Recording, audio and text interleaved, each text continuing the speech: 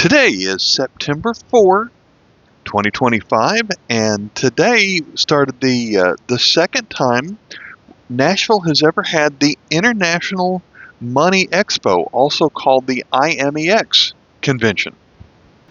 In this video, we are going to look at some coins, but I'm also going to share my thoughts on what it was like to go to this convention, to this coin show as a world coin enthusiast. And we'll take a look at some of the other things that I picked up at the show. I'll start by saying there was only one dealer who had a foreign coin bin. I did pretty well, though. I picked up 45 coins. These were 5 for $1. And I'm going to save this for another video. I spent $9 on that, and that was made me glad I went. I don't have a lot of experience with big conventions. Really, this is only the second one I've ever been to. The first one was the first IMEX show, so I don't know what it costs to get into let's say the fun show in Florida. But this was in downtown Nashville, and to park at the convention center was $15. Now, I'm a local, and I know where I can park for free, but I had to walk about 20 minutes just to get there. And then to get into the show, it costs $10. So if you're parking there, then you're already paying $25 just to walk in the door.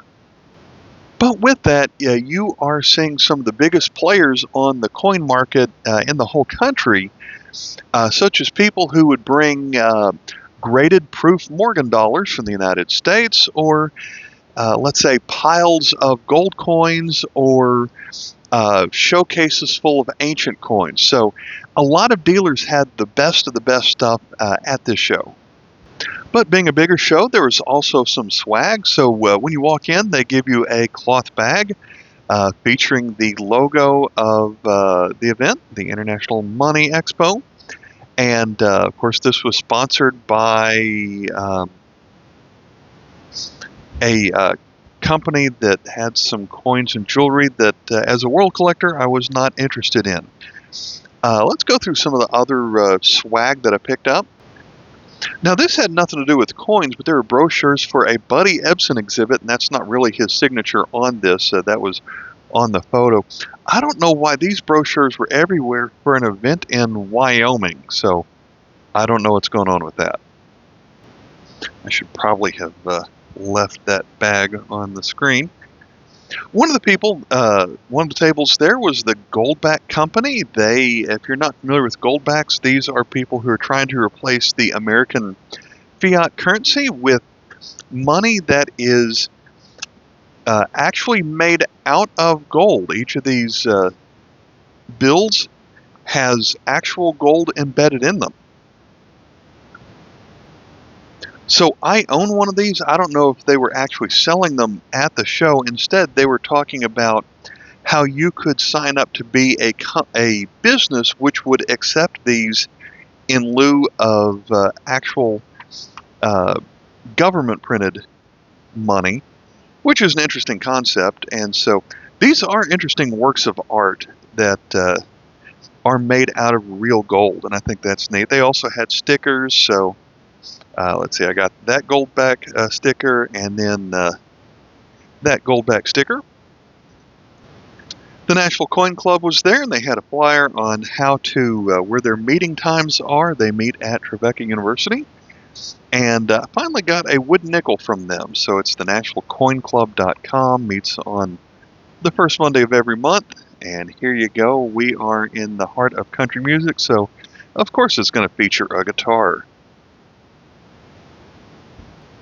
I've gone to several shows in the past where people would give away old copies of the Price Guide magazine. So Red Book Quarterly was there. They were selling current issues inside a display case, but they had the free show edition of Gray Sheet. Now, again, this is only going to be American coins, but it does make for some interesting things. And hey, we've even got a crossword puzzle in this one. Although here's an ad that has some gold from, let's see, Canadian Maple Leaf, or Kruger and a Panda, Mexico gold. Let's see, I picked up that company. They had a catalog of auctions that were coming up. Coin World was there, and they were giving out old issues of their magazine as well. So I picked up this issue of Coin World because it's a global numismatic journey. A coin dealer visits all known countries. So that'll make for an interesting story. But in the United States, the U.S. Mint is also, they recently made a Superman coin. And so here's another issue of Coin World that has the gold Superman coin on it and an article about that. This is not a full magazine. That appears to be about 30 pages or so. Heritage Auctions was there, and they had a lot of stickers and pins that they were giving away. In retrospect, I really wish I had picked up one of these. They had a sticker of, I think it was pro wrestling superstar. I think it was Macho Man Randy Savage. He must have, in addition to being a wrestling superstar, must have been a coin collector, and his entire coin collection must have been given to Heritage Auctions to sell. So they had stickers of the Macho Man coin collection, which was sold by Heritage.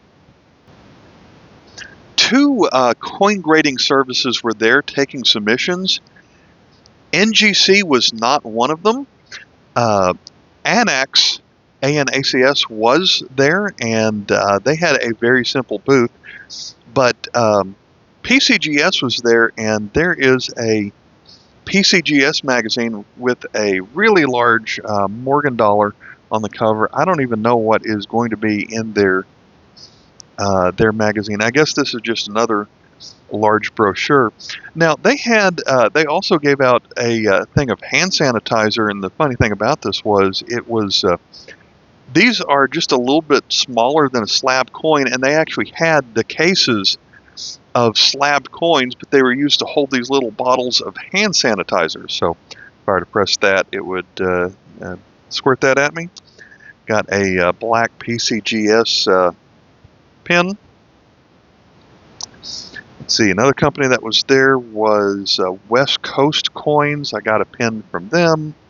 They are from Oregon. And I was looking, I actually have their pin from 2 years ago, and I still use it. That's kind of funny. And then Great Collections had their catalog earlier, so that's one more pin from them. So I almost didn't go to the show. This was their second year. The first year was 2 years ago. And for a big show, they just didn't have a lot of people selling cheap foreign coins. And maybe it's because at these big shows, you have to pay maybe $400 for a table.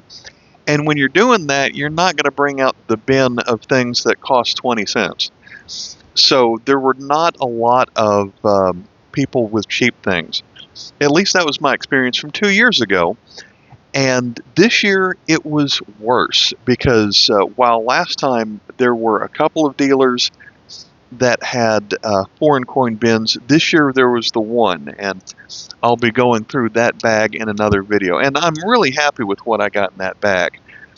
Other than that, last time there were also, the U.S. Mint was actually there, and so got some swag from them, like a shot glass, even though I don't need that, and a keychain, and just brochures about a lot of their current programs, which were neat. But they weren't there this year. There were probably half as many dealers this year, and so I'm having trouble thinking that this show is going to have a third year in it.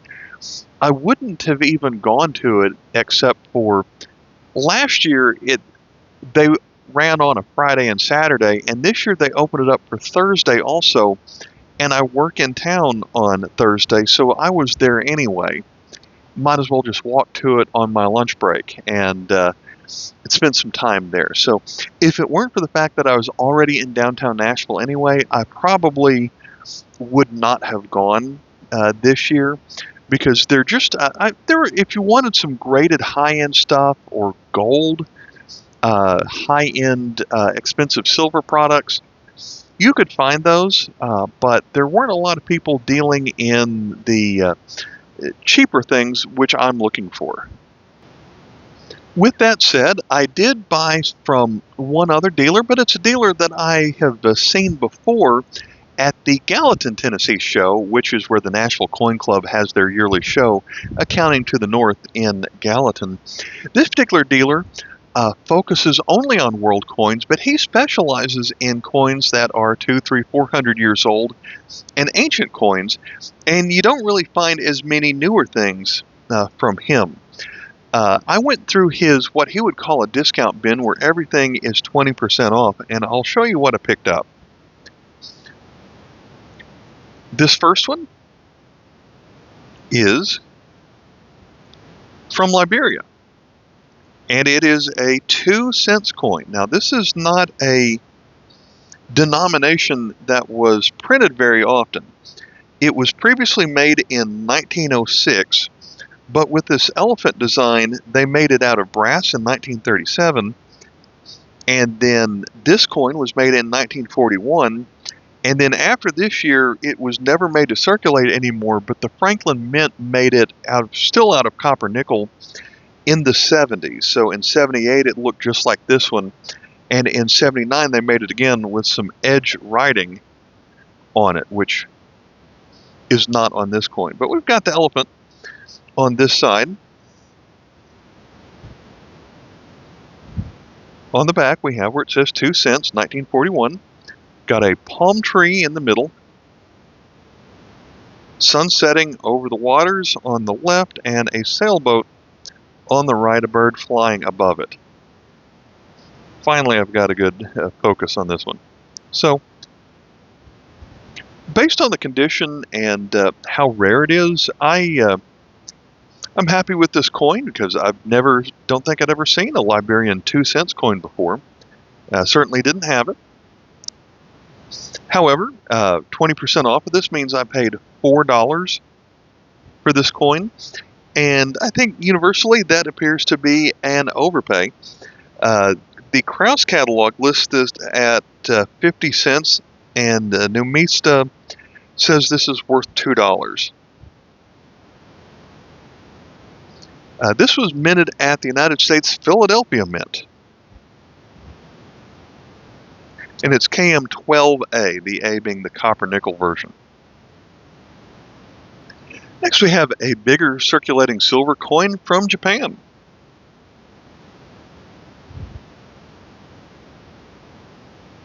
This one is a 50 sen. At the top symbol is a 5. That plus means multiply by 10, so 50, and then this is the symbol for sen. And with a lot of Japanese coins of the time, we have this circle is the chrysanthemum flower, and then we have a ribbon at the bottom. On the right, we have some chrysanthemum leaves, and then on the left, that is called a paulownia leaves. We flip this one over,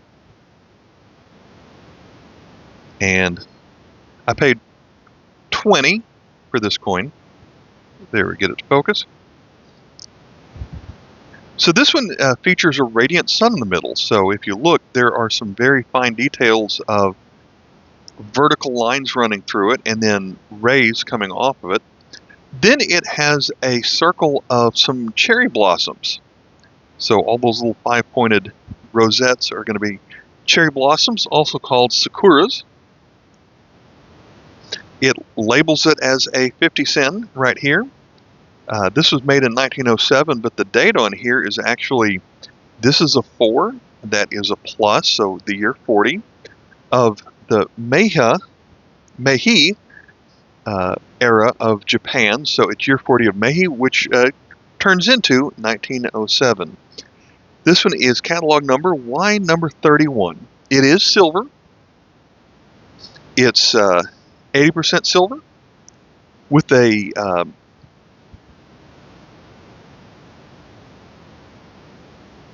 going to have little over 1/4 of an ounce on here. So today at our melt price is going to make that right now silver is right at $40 an ounce. So this one has a melt value of $10.50. And so at $20, I'm told that I got a good deal on this one. This one, well, sort of a deal. Numista seems to think this is worth $21 at extra fine. Kraus says $30 at extra fine. I would have thought it would have been more, but this is the year that they made the most of them. There was a mintage of 24 million of this year. Actually, the following year they made 25 million. So this was the definitely a common date on here. But I so want to give this uncirculated. Maybe you can talk me into it. Just if you look at all the details on here, I'm having trouble finding anything that's well worn. And really the most well-worn place might be some of the leaves on here. If you can call this uncirculated, then the price really jumps up on this one. Numista would say $72 and Kraus would say $65 on this one. So definitely happy with that coin. I definitely think I've saved the best for last. We have ourselves Maundy money here. This one's going to be the 2 pence from 1840 with the young portrait of Victoria on it. So, if you're not familiar with Maundy money, the tradition here dates back to, I think it's the late 1600s or early 1700s, where the British monarch, on Maundy Thursday, which is the day before Good Friday, would go to the cathedral and give out a set of coins, silver coins, 4 of them, a 1 pence, 2, 3, and 4 pence, which the 3 pence coin looks pretty much just like the Maundy coin, so it would be 3 coins that you otherwise wouldn't be able to get, made out of silver, and they would have a production run of the age of the monarch. So, however old Victoria was in 1840, that many sets were given away at the cathedral on Maundy Thursday. Now, that's not all they made. The mint made a few more than that, but not many. This particular year of 1840, they made a production run of 4,488. So think about how rare that is for a coin from 1840. And I paid $20 for that, and I am really happy with this. This one's going to be in the catalog number of KM 729. It is sterling silver, and they made these to 1/33 of an ounce, which comes to 0.028, or in melt price, which you shouldn't melt this one down, but melt price of $1.14.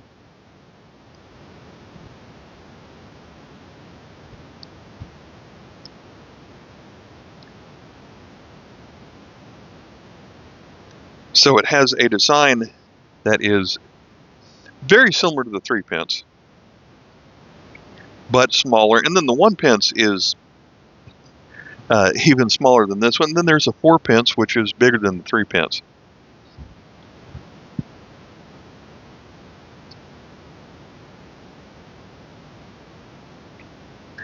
So with this coin, I have purchased one other Maundy coin in my lifetime. That was a George VI coin from 1937. That one was also a 2 pence. However, 1937, his first year, at that time, the British Mint, Royal Mint, decided that they were going to make an extra 26,000 proofs of the first year of his reign as a monarch. So I got one of that first year, and so that makes it a little bit less special when you have an extra 26,000. Now, what would be the most special would be if Queen Victoria actually handed this one out, but there were only, 40, 50 of those that were actually handed out. And the only way you would know for sure is if you had the original packaging that it came in, which I believe was some very decorative pouch. To get them loose like this means that, well, the mint made over 4,400 additional ones of these, but that's still pretty scarce. And so, yeah, the other one I had was from a not key date of George VI. But with this one here, as it turns out, I already had catalog number KM729, and that's partially due because my father-in-law was a Victoria collector and almost completely finished the typeset book of Queen Victoria British coins. Now, the 2p coin from 1837 is actually pretty easy to come by because they also minted them as colonial coinage for British Guiana and the West British Indies. So the years of 1938, I think I said 37, 1938, 43, and 48, the design is going to look identical to this one, except for the different year, but in no way does it say it's colonial coins for British Guiana. So I had one of those, and my father-in-law passed away and gave me his Victoria silver coin collection. I made a video of that many years ago. So to have one that is legit straight-up Maundy coin is, I think it's pretty special. So what does the book say this is worth? I think paying $20 for this one was a great price. Checking Numista, this is too rare for them to have put a price on it. The Krause catalog says that this one is $45, and on eBay, I couldn't find this specific year, but if I just search for any Victorian 2p that was not a colonial year, and they started at $30 in worse condition. So, again, I think I got this one for a pretty good price. And you know, for a coin that is 185 years old, I mean, this one was never in circulation. It's been in someone's collection for a long time, but the details there are pretty good. I just wish that I could zoom in or get closer to the camera with this one. The dealer also made a note. If you look at the handwriting here, the dealer knew which dealer brought this to America, whoever that AE is. And I didn't get the name, but it was a coin dealer from Massachusetts who would travel to Europe, spend half of the year in Europe every year, and bring home some fantastic coins. And so that man is now in his 80s, and he was apparently selling off what he had left of his collection because it was quite a nice collection. So I wish I knew where this one came from. Now, since I went on a Thursday, it's quite possible that you could go on a Friday or a Saturday. More dealers would have been there. It's rare. I don't know if I've ever gone to a coin show on Thursday before, so that was a surprise that they even set it up. Now, they're not running on Sunday, so coin shows seem to not be very successful on Sunday anyway, because it's like people are packing up pretty early in the day. And so I'd have to say I'm disappointed in this show. There are other shows I was going to. I almost missed this one, but I'm happy with these for sure, especially the Maundy coin, just because they're pretty hard to come by unless you're willing to pay a lot of money for them. And so it's going to take me a while before I get to the video on these, but I've definitely found 3 or 4 coins that I know for sure I didn't have. Many of these I bought as trade pieces, but still some good stuff in there. And it was from a dealer that I bought from last time, 2 years ago. All right, I'll catch you in the next video. Bye.